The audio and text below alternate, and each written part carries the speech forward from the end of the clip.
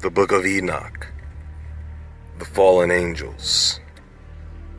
They may have taught and maybe still are teaching man many things, when they themselves still have much to learn.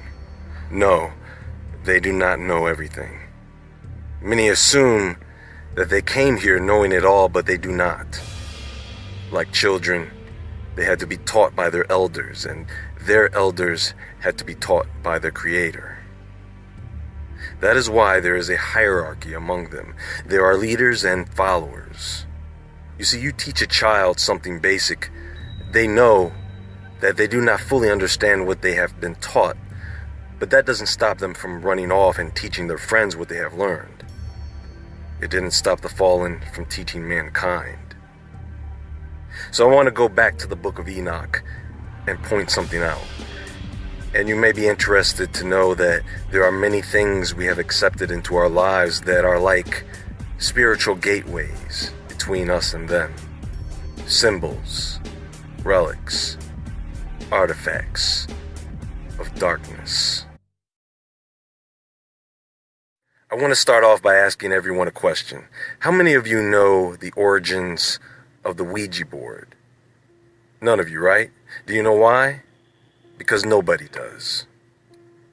This thing just came out of nowhere. Yes, you can trace it to a patent from the 19th century, but before this artifact named itself Ouija, meaning good luck, it was simply called a talking board, a toy or game, that had to be proven to work at the patent office before a patent could be applied.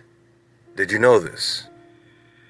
Now, you have to ask yourself, for something that is commonly known to be inherently evil, why are people still playing around with these things?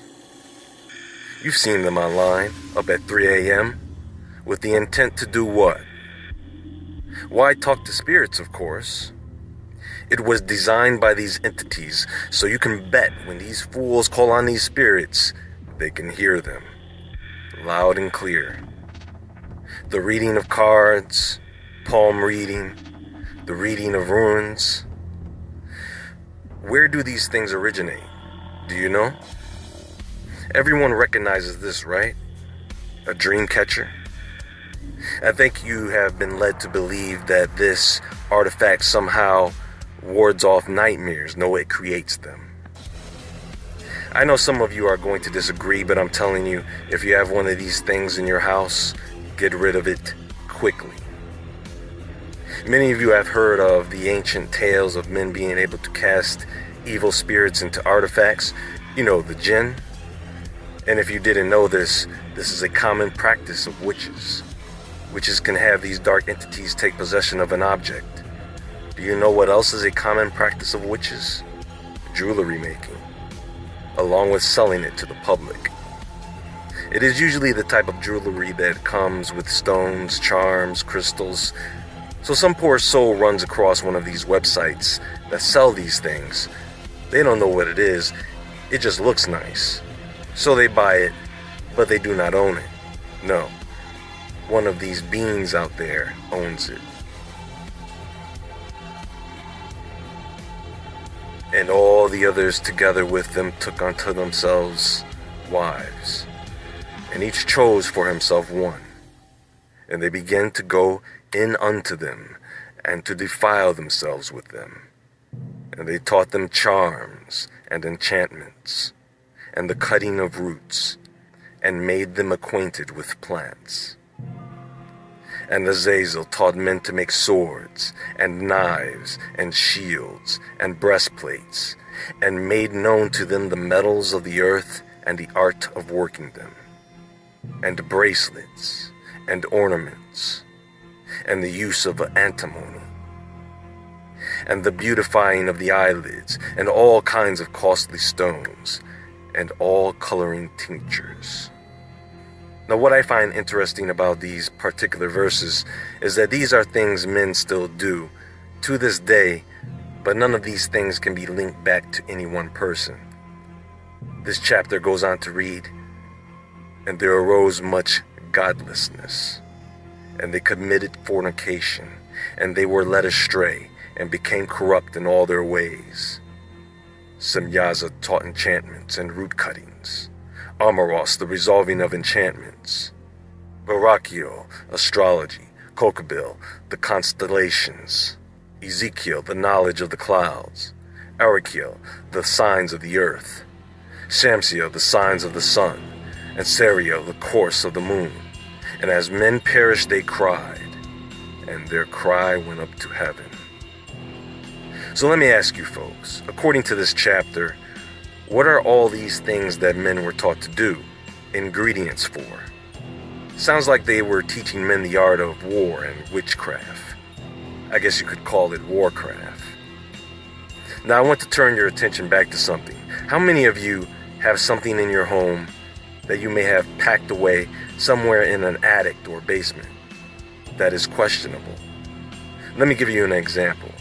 It may be a statue, a strange piece of old jewelry. It could be a book, or even a game not so obvious as the Ouija board, but card games like Magic the Gathering, Pokemon, Yu-Gi-Oh! These things are questionable when it comes to attracting negative energy or evil spirits. But you know, sometimes these objects are tagged with symbols you see almost every day. And you really don't know what they are because no one ever told you what they are. All people know is the Star of Satan, the pentagram, that's it. That's the obvious one. Now some of you are going to hate me for what I'm about to say, but you know what? I'm reminded of a quote. The only people mad at you for speaking the truth are those people who are living a lie. Everyone should know what this symbol is, right? Now there are people who look at this symbol and believe it to be something holy. I get it. But under whose authority? Who told men to do this? How is this idolic symbol holy? Keep in mind this is propagated as such in films and television. But how many of you have been able to stop a vampire using one? How many of you have been able to get rid of demons using a cross? Go watch the movie The Conjuring 2. That lady put crosses all over the walls in one of the rooms in their house to ward off a demon, and it ended up being the worst room in the house. I know there are those who use this object in prayer, but who are they praying to? God or the object in front of them? In spite of whether you think this is right or wrong, is it truly necessary to have to use an inanimate object to worship God? Do you know what this symbol also stands for?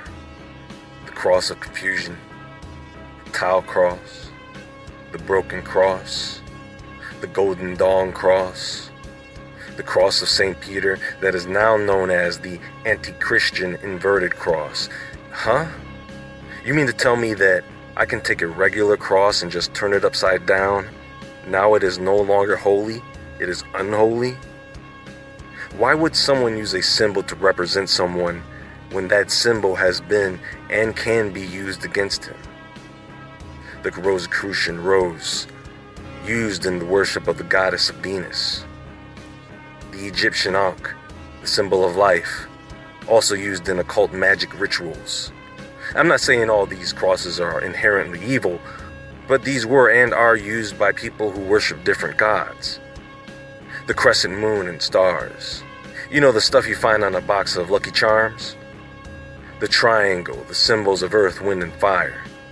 The circle in a circle. All occult symbols. The triquetra. You know, the symbol of the Holy Trinity? A Celtic symbol which is also the symbol for the triple goddess used by witches. The hexagram, or the Star of David, or the Seal of Solomon.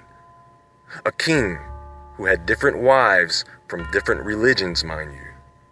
Or the symbol of Baal, another symbol used in witchcraft.